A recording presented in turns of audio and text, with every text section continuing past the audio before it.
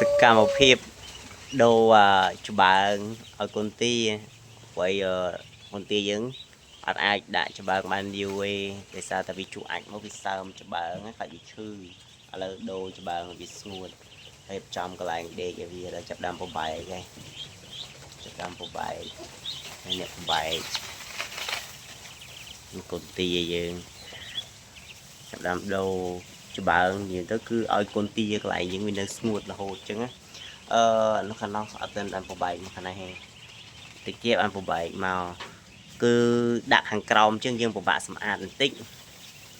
យើងរៀងពិបាកសម្អាតតែបើសិនជាយើងដាក់លើធ្នើអញ្ចឹងវាងាយស្រួលយើងអត់សូវពិបាកហត់ក្នុងការសម្អាតព្រោះឲ្យពេលវាជក់អាចមកវាឆាប់ស្ងួតពេលដែលយើងនៅត្រង់ច្បើងខាងក្រោមហ្នឹងគឺយើងត្រូវការឡើងដូរវាដូរផ្លាស់ច្បើងពេលដែលវាជក់អាចមកទៅវាអាចនឹងស្អុយទៅខ្លាចវាមានជំងឺវាសុខភាពវាអត់ល្អបើខាងនេះងាយស្រួលណាខាងនេះដាក់តែចំណីទៅដូរតាការ៉ាល់នេះពេលស៊ីចំណីអស់ដូរតាការ៉ាល់នឹងដាក់ទៅ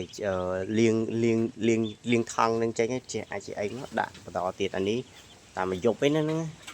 មួយយប់អាចកោពេញនឹងតែសុំឲ្យអស់ចំណីនឹងសិនមិនដូរលាងឲ្យស្អាតអានេះនិយាយទៅបើយើងចង់លាងសម្អាតវាក៏ងាយស្រួលដែរចាក់តែទឹកទៅវាស្រស់